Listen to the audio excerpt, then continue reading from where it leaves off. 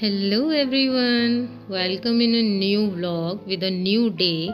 Morning का time है, लगभग 6:30 बजे का ये टाइम होता है। और अब मैं जो है ना आदि का दूध लेकर आई थी, वो मैंने रख दिया है, वो भी जग गया है। अभी वो अपना जो है ब्रश व्रश करेगा, उसके बाद भी वो दूध पिएगा। और साथ ही जो मेरा अर्ली मॉर्निंग काम होता है, गेट का ताला खोलना और दूध की बाल्टी को उसके ऊपर हैंग कर देना, ताकि दूध वाले भैया जो है ना वो अपने आप यहाँ पर दूध डाल जाया करते हैं। इतना काम करके जी फिर मैं आ गई थी यहाँ पर किचन में। और किचन में ना मैंने आटा लगा लिया है, इस टाइम तक आप देख सकते हैं। और ये साइड में ना मैं थोड़े से आलू बॉईल कर रही हूँ, क्योंकि आज मैं आदि को लंच में जो है ना आलू के पराठे देने वाली हूँ। कैरी के अचार के साथ में लेके गया था वो, मुझे याद है। क्योंकि नींबू का अचार उसे बहुत ज़्यादा खट्टा लगता है, तो वो खाता नहीं। धनिया की चटनी उसे पसंद नहीं। और फिर जो बचा कैरी का अचार, तो बस वही वो लेकर गया था। तो यहाँ पर मैं चेक कर रही थी कि आलू बॉईल हुए या नहीं। अब आप कहेंगे कि आलू इस तरीके से बॉईल, तो वो मैं इसलिए कर रही हूँ क्योंकि उधर जो कुकर आप देख रहे हैं ना, उसमें कुछ बना हुआ रखा है। अब जी मैं बीच में थोड़ा सा ब्रेक लेकर आ गई थी अपने लिए गर्म पानी लेकर। और ये मेरा है ना डेली का ही मॉर्निंग रूटीन है कि मैं थोड़ा सा गर्म पानी पीती हूँ सुबह सुबह। क्योंकि मेरे पता नहीं आप लोगों के साथ भी होता है या नहीं, बट मेरे साथ ऐसा होता है कि जब मैं बिस्तर छोड़कर उठती हूँ ना, उसके थोड़ी देर बाद ही, क्योंकि गर्म से एकदम ठंडे में आते हैं ना, तो मुझे खांसना छींकना बहुत ज़्यादा शुरू हो जाता है। और बहुत ज़्यादा छींकें मुझे आने लग जाती है। तो मैं थोड़ा सा गर्म पानी पी लेती हूँ ना, तो मुझे थोड़ा रिलैक्स मिल जाता है। इसके बाद में जी गर्म पानी पीने के बाद में मैं फिर से अगेन आ गई अपनी किचन में, और मैं यहाँ पर चढ़ा रही हूँ चाय। मेरा डेली का यही रूटीन है कि मैं चाय जो है ना आदि का खाना बनाती हूँ, उसके साथ साथ ही जो है ना मैं चाय वगैरह चढ़ा देती हूँ। तो चाय बनकर रेडी हो जाती है। फिर जैसे ही आदि जाता है ना, उसके जाते ही हम लोग जो है फिर अपना चाय वगैरह गर्म करके चाय पी लेते हैं। तो जी यहाँ पर मैं बना रही हूँ गर्मा गर्म चाय। आलू अभी बॉयल ही हो रहे थे, तो मैंने इसीलिए टाइम का यूटिलाइज़ किया। मैंने कहा यार अब क्यों टाइम वेस्ट करना इधर उधर, क्योंकि आदि अपना काम कर रहा है तो मुझे फिर अपना काम करना है। तो मैं यहाँ पर चाय बना रही हूँ। और सुबह सुबह जो चाय की एकदम खुड़का होता है ना चाय का, खटखट खटखट खटखट, तो फिर एकदम से अच्छा अच्छा सा लगता है। ये साउंड बड़ा प्यारा है। और अगर ये साउंड बिस्तर में लेटे लेटे सुनने को मिले ना, तो ये और भी ज़्यादा प्यारा लगता है। जो कि मुझे मिलता है संडे को सुनने के लिए। उस दिन मेरे पतिदेव चाय बनाते हैं, क्योंकि पूरे हफ्ते मैं जल्दी उठती हूँ और उस दिन वो उठते हम उस दिन भी थोड़ा, उस दिन हम दोनों ही लेट उठते हैं थोड़ा सा, मतलब जैसे 7 साढ़े 7 बजे तक। बट चाय वही बनाते हैं। जब वो चाय बना देते हैं मैं उसके बाद उठती हूँ, उससे पहले मैं बिस्तर नहीं छोड़ती हूँ। और वो मुझे कहते भी नहीं है कि चलो ठीक है कोई बात नहीं, पूरे हफ्ते तो भागती ही रहती हो, एक दिन मेरा भी होना चाहिए ना मेरे नाम का। तो जी यहाँ पर आप देख सकते हैं कि चाय में आ चुका है बॉयल। और ये जो किनारे आप देख रहे हैं ना, ये मैं यहाँ पर यही बता रही थी कि आदि के लिए दूध बनाया था मैंने इसी भगोनी में, तो उसकी वजह से जो है ना दोबारा इसमें चाय बनाई, तो ये थोड़ा इस तरीके का यहाँ पर हो गया। जी गुड मॉर्निंग। देखो मेरा आदि भी उठ के आ गया है स्कूल जाने के लिए। सुबह सुबह का टाइम हो रहा है। काम तो आप लोग देख ही रहे हैं, चल रहे हैं मेरे। और इसका मन हुआ कि मैं ना सुबह सुबह उठ के एक बार मम्मी से मिल आता हूँ। इसका दूध तो मैं रखा ही हूँ, अब ये रेडी होएगा और मैं इसका काम रेडी करूँगी। ये खुद को रेडी करेगा, पर ये खुद को पूरा रेडी करता नहीं है। अभी इसको हेल्प की ज़रूरत पड़ती है, बट शायद अगले साल से ये खुद तैयार होने लग जाएगा। तो आप भी गुड मॉर्निंग बोल दो। Good morning. तो चलिए, बच्चे के सुबह सुबह मतलब बहुत, मेरे को तो पता नहीं कैसे बहुत तकलीफ सी होती है कि यार बच्चे को सुबह सुबह उठना पड़ता है इतनी ठंड में, फिर तैयार होना पड़ता है, वो भी नहा धो के, और फिर स्कूल जाना पड़ता है। पर मैंने कहा चलो कोई ना, हम भी हुए थे, अब इनका नंबर है। हम भी तो उठते हैं, हमारा तो कोई वो भी नहीं है, लेकिन हम इनके लिए उठते हैं। देखिए कभी मम्मी पापा तो कभी फ्री नहीं होते। मम्मी पापा क्या, मुझे लगता है कोई इंसान कभी फ्री नहीं होता। पहले वो बचपन में अपने लिए, फिर अपने बच्चों के लिए, बुढ़ापे तक यही चलेगा। तो चलिए ज़्यादा टाइम वेस्ट नहीं करेंगे, इसको स्कूल का टाइम हो रहा है, अरबी जाके होएगा रेडी। हाँ जी, तो आदि को उसके काम करने के लिए भेजकर अब मैं जो हूँ यहाँ पर बनाने लगी हूँ पराठे। आदि जो है अपना नहाएगा धोएगा, अपना तैयार होएगा। और थोड़ी बहुत हेल्प ना उसकी मम्मी कर देती हैं, क्योंकि वो मम्मी के रूम में ही नहाता है, वहीं पे सोता है, तो वो उसका सारा काम वहीं पर होता है। तो मम्मी जो है उसकी थोड़ी हेल्प कर देती हैं उसे रेडी होने में। तो यहाँ पर जी मैं फिर बना रही हूँ अपने गर्मा गर्म आलू के पराठे। और जब मैं ये वाला काम कर रही होती हूँ ना, तो इस टाइम पे मैं अपने हस्बैंड को उठा दिया करती हूँ कि भाई एक बार आप भी जाके आदि को थोड़ा देख लो, कोई हेल्प चाहिए हो, कुछ मतलब तैयार करना हो। तो फिर मेरे हस्बैंड इस टाइम पे उठ जाते हैं, और फिर वो आदि को थोड़ा बहुत जो है वो मैनेज कर लेते हैं। और उसके बाद में जो फिर मेरा काम ये रहता है कि उसका लंच प्रिपेयर करना, और उसके बाद में उसे एक रोटी या पराठा जो है मैं अपने हाथों से खिलाकर भेजती हूँ। वो तो नहीं खाता है, बट मैं ज़बरदस्ती खिलाकर भेजती हूँ कि नहीं भैया सुबह सुबह ब्रेकफास्ट करो, क्योंकि आजकल लंच का टाइम ना बहुत ज़्यादा लेट होने लगा है। इसके बाद जी मैं हो गई थी नहा धोकर रेडी।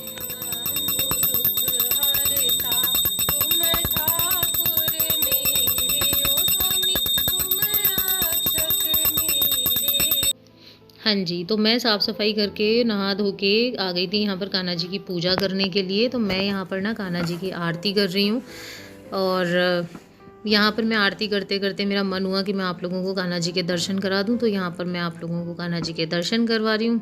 ठंड का टाइम है तो आजकल कान्हा जी स्वेटर वगैरह पहन कर रहते हैं और बड़े ही क्यूट और बड़े ही प्यारे से लगते हैं। तो यहाँ पर मैं ना अभी आपको अपने ऐसे हाथ आगे करके दिखा रही थी कि देखो मैं ना आरती कर रही हूँ इस टाइम पे। गुड मॉर्निंग, कैसे हैं आप सब। तो जी अभी फ़िलहाल नेक्स्ट डे हो गया है और मैं अपने लिए ये थोड़ा सा गुनगुना पानी लेकर बैठी थी। बहुत तेज़ गर्म पानी नहीं पीती हूँ, उससे गले में खराश हो जाती है, तो थोड़ा सा गुनगुना पानी लेकर बैठी हूँ। सभी लोग जा चुके हैं, आदि के पापा भी आज सुबह जल्दी निकल गए, आदि भी स्कूल जा चुका है, सबका खाना पीना लंच वगैरह सब कंप्लीट हो चुका है। अब मैं थोड़ी देर बैठी थी, मैंने कहा यार पहले थोड़ी देर बैठूँगी, फिर उसके बाद में जो है साफ़ सफाई के काम पर मुझे लगना है, साफ़ सफाई का काम करूँगी, नहाऊंगी धोऊंगी और फिर जो भी अपने बाकी के काम है मैं वो करूँगी। कल का ब्लॉग मैं कंटिन्यू नहीं कर पाई थी क्योंकि शाम होते होते है ना थोड़ा सा मुझे वीकनेस फील होने लग गई थी अपनी बॉडी में, तो फिर मैं नहीं कर पाई और वीकनेस भी फील हो रही थी, प्लस काम भी थोड़ा ज़्यादा हो गया था। कल जो है मैंने चादरें वगैरह धोई थी, तो वो सब मैंने जो है उनको धोते धोते है ना मेरी मतलब बिल्कुल ऐसे हो गई हालत, चादरें हैवी होती है ना इस वजह से। तो मैंने कहा चलिए एक नए डे में आप लोगों का वेलकम कर लेते हैं, और जैसा कि हम अपनी सीरीज़ में कर ही रहे हैं, एक किसी न किसी स्पेशल टॉपिक पे आप लोगों से मुझे बात करनी है, तो जी बस करेंगे आप लोगों से बातचीत।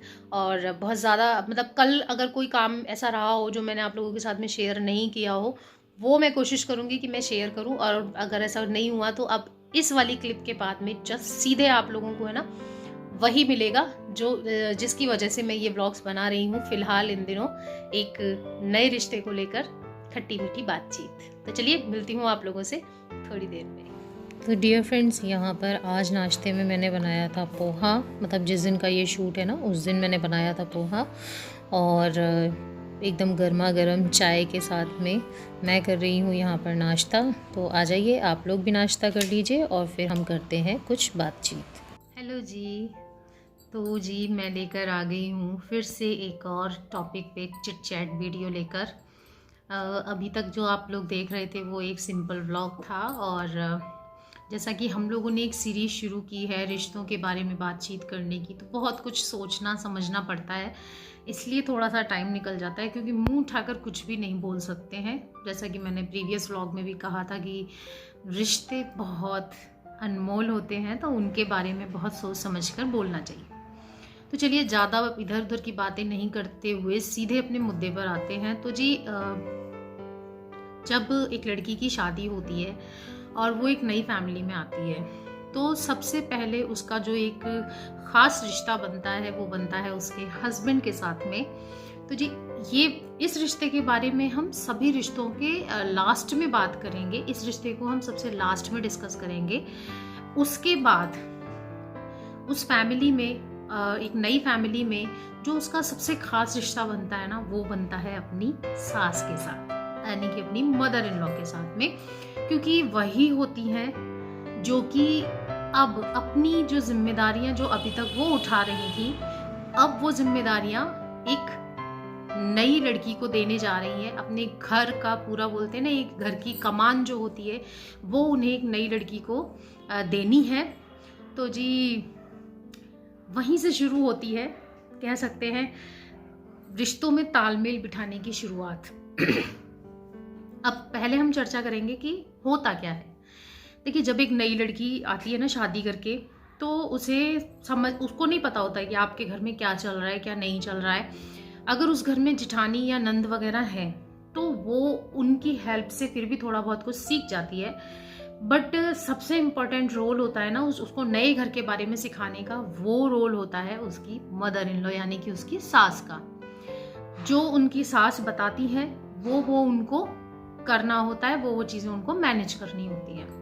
अच्छा, अब होता क्या है कि जो इतने लंबे समय से जो सास अपने हिसाब से घर को चला रही थी, अब वो ये चाहती है कि जो नई बहू आई है वो भी उस घर को उसी हिसाब से चलाए जिस हिसाब से अब तक वो चलाती आ रही है। लेकिन जो नई बहू आई है वो कुछ और सीखी हुई होती है। देखो, उसको भी ये है कि ऐसा नहीं कि वो आते ही अपना आधिपत्य जमा लेगी, पहले वो कुछ चीजें सीखने की कोशिश करेगी, फिर उसके बाद में उसे लगेगा कि यार कुछ थोड़ी बहुत चीज़ों में हम फेरबदल कर सकते हैं, फेरबदल करके हम घर को और अच्छे से मैनेज कर सकते हैं, तो वो उनका प्रयास करेगी।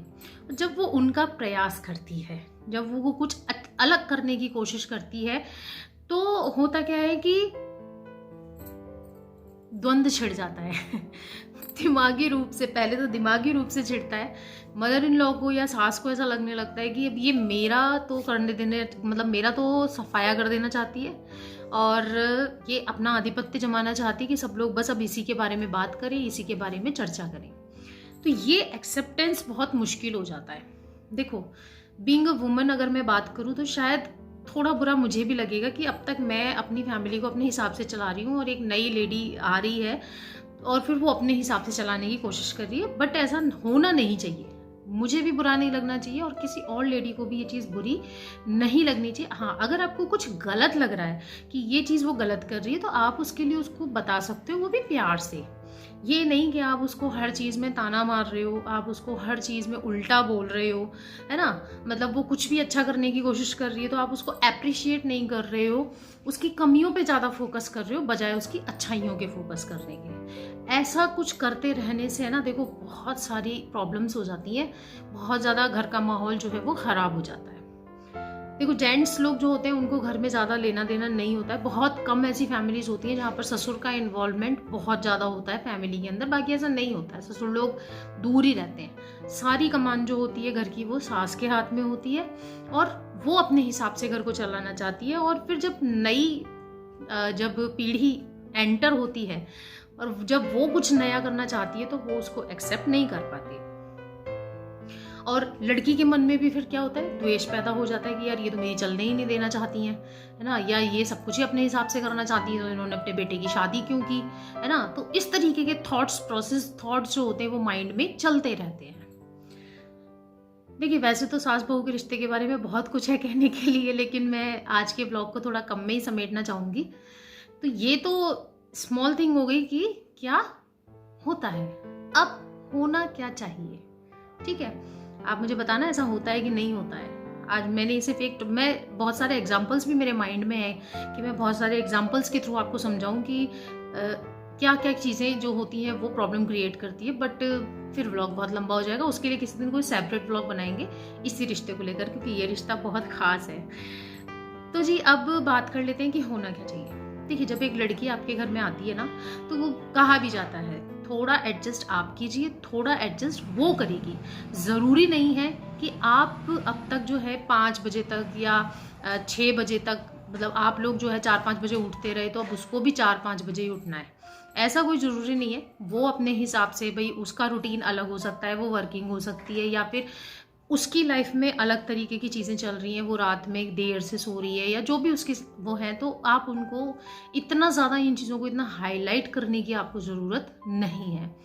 दूसरा, जब वो नई लड़की आई है, अब आप ये देखिए कि वो कोई 17-18 साल की बच्ची तो है नहीं, आराम से 23-24 साल की वो लड़की है। आजकल तो लड़कियां और भी लेट शादी करती हैं, वो भी कुछ जानती है, वो भी आपकी फैमिली को, और अब आपकी फैमिली नहीं, अब वो फैमिली उसकी भी हो गई, तो वो उसको और भी ज़्यादा बेहतर बनाने की कोशिश करेगी। वो कुछ नए एक्सपेरिमेंट करना चाहती है तो उसे अप्रिशिएट कीजिए, उसके एक्सपेरिमेंट्स को समझने की कोशिश कीजिए कि वो क्या करना चाहती है, बजाय ये सोचने के कि ये मेरी सत्ता को ख़त्म करना चाहती है, मेरा सफाया करना चाहती है। इस तरीके के थॉट प्रोसेस आप ना लेकर आप ये सोचें कि यार देखें तो सही कि ऐसा क्या नया कर रही है, क्या नया घर में एक नयापन लाना चाहती है। यार ये अच्छी बात है, घर में कुछ चेंज आएगा, सालों से चली आ रही पुरानी चीज़ें। होता है ना, हम घर का एक फर्नीचर भी अगर इधर से इधर कर देते हैं तो हमें बहुत नयापन देखने को मिलता है। इसी तरीके से आपको अपने परिवार में, अपनी लाइफ में भी एक नयापन देखने को मिल जाएगा अगर आप उसको थोड़ा सा मौका देंगे।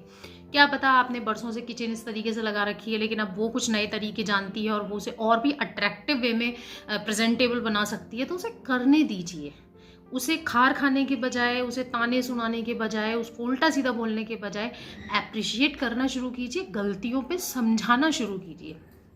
और ऐसे में यहाँ पर मैं केवल मदर इन लॉज की बात नहीं करूँगी, यहाँ पर बात में करूँगी बहुओं की भी। तो देखिए, आप फैमिली में आए हैं, अब तक उनके हाथ में सब कुछ चीज़ें रही हैं, तो उनको भी थोड़ा सा समय दीजिए इस चीज़ के एक्सेप्टेंस के लिए। आते ही बवाल मचाने की ज़रूरत नहीं होती है कि भाई ये तो मेरी चलने ही नहीं दे रही है, या फिर ये तो मेरा मतलब मेरे बारे में बिल्कुल सोच ही नहीं रही है ना, मैं क्या चाहती हूँ तो कोई पूछती ही नहीं है। तो ये सब चीज़ें होने के बजाय आप बड़े प्यार से अपनी बात रखना सीखिए, बड़े आराम से। ऐसा होता है ना कि एक सास बहू का डर भी होता है, बहू सास से डर रही होती है कि अरे यार पता नहीं क्या कह देंगी क्या।